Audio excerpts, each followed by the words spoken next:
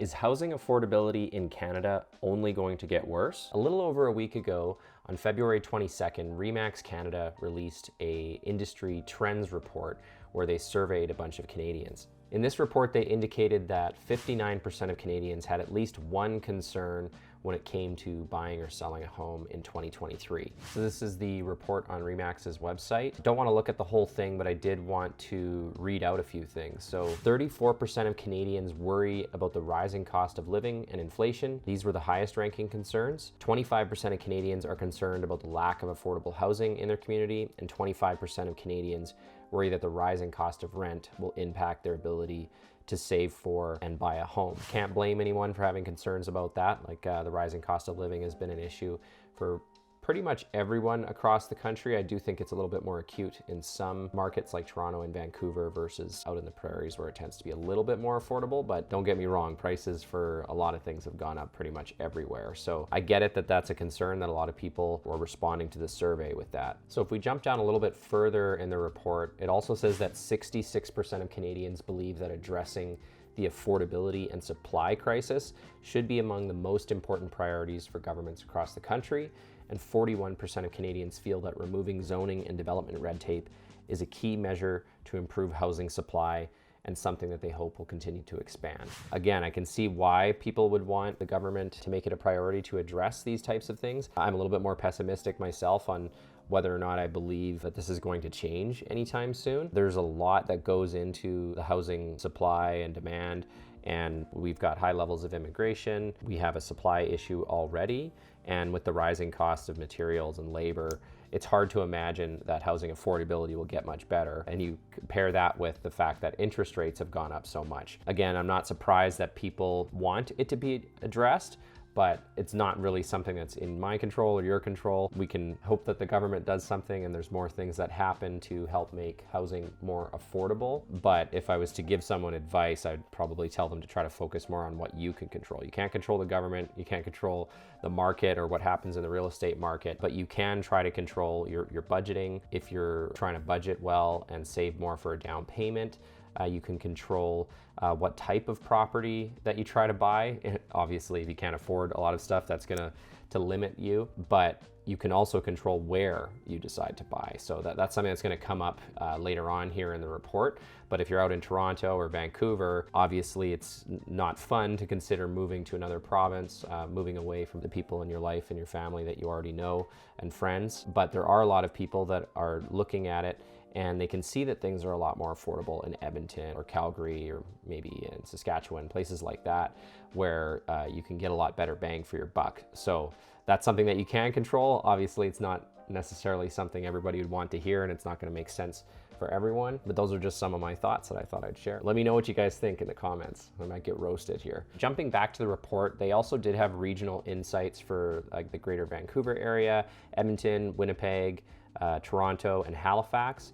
I'll just focus in on the Edmonton area since obviously that's the market that I work in. If this is your first time watching a video of mine, maybe you didn't know that, but I am a realtor here in Edmonton, so that's the market that I'm focused on. Their regional insights for that, their title was "Demand Could Put Pinch on Affordable Edmonton Housing Market." So even though I just talked about how homes are more affordable in Edmonton, in this part of their article or release, they do talk about how that's still going to cause issues in Edmonton as well. In the other reports, they basically said a lot of the same stuff that I already mentioned, that because of increased immigration, the rising cost of living, and a lack of inventory in the market, that prices were expected to rise in the GTA and probably also the Vancouver area as well. And what I wanted to point out for everyone here is in Edmonton, what may come as a surprise to many Edmontonians is that there is growing demand for real estate in Edmonton because of intra-provincial migration.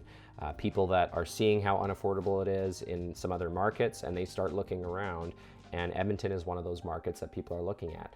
I can tell you from my own personal experience, I've had lots of clients in the last year from both Toronto area and Vancouver, multiple places in BC and Ontario, but you know, those are the two big markets. A lot of people are looking at Edmonton and Calgary because it is more affordable. They can actually buy a house instead of just an apartment. So if they've got a family, that's a lot more appealing to them.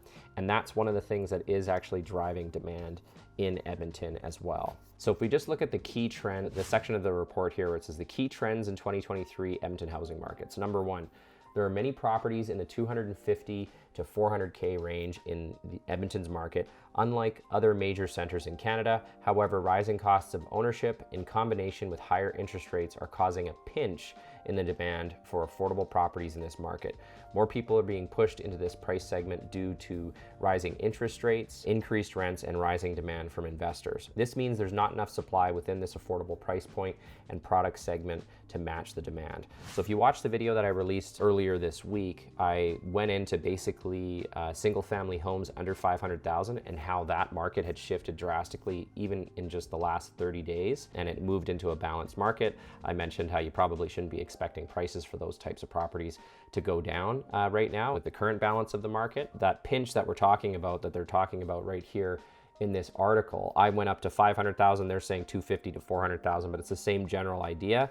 A lot more people are trying to look to buy in that segment because of higher interest rates and everything else, and that starts to put a lot of demand on that segment. If you want more insights about that, make sure to check out my other video that I posted just last week. All right, so let's look at a second key trend they had here. It's anticipated that a lack of lower priced apartments, condos, and attached/row houses that offer amenities young first-time homebuyers and young families are looking for will not meet increasing demand. So this was an interesting trend that they put in there. I'm a little skeptical of them including apartments in there, but I guess it depends on what exactly they mean by lower priced apartments.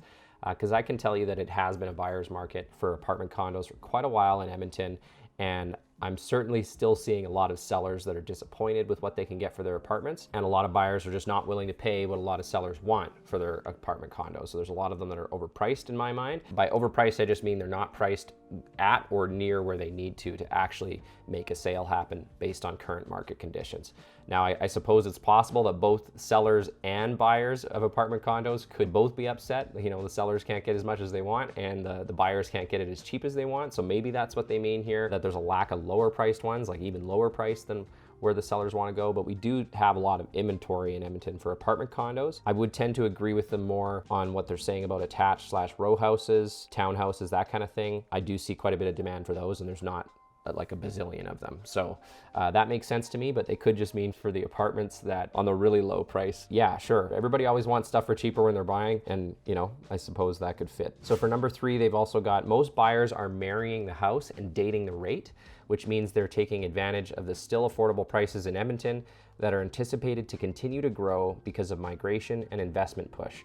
The buyers then plan to refinance as rates come down within the next 18 to 24 months. You know, that's not a bad way of looking at it. A little bit of a corny saying, marry the house and date the rate. But the idea is that, yeah, eventually interest rates probably will go down. You're not going to be stuck with that interest rate forever. I definitely don't think anybody should stretch themselves too thin when they're buying a house and making it so you're at your limit kind of thing, because we don't know for sure how long interest rates will stay elevated.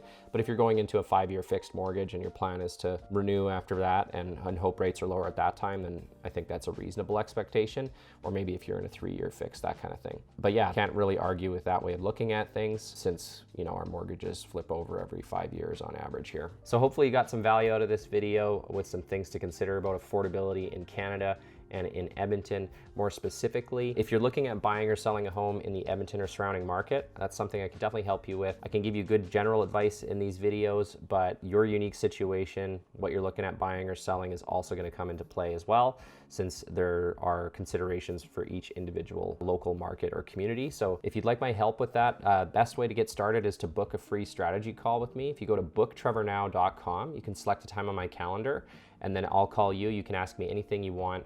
Absolutely no obligation to work with me. I just hope that if we click and I'm able to help you out and you do end up buying or selling, that you'll choose me to be your agent. And if you're a little bit further away, or you just want to keep an eye on what's going on in the Edmonton housing market, I've also got a Facebook group where you can get all the latest tips, advice, and insights on the Edmonton housing market. You can join that group. Just go to edmontonhousingmarket.ca, enter your email, and then I'll send you a link to join the group. And of course, if you want to see more videos like this, make sure to like it and subscribe so you never miss another video. If you click over here, you can subscribe. And if you click over here, you can watch another video. Thanks so much for watching. I hope you got value out of it, and I will see you on the next video.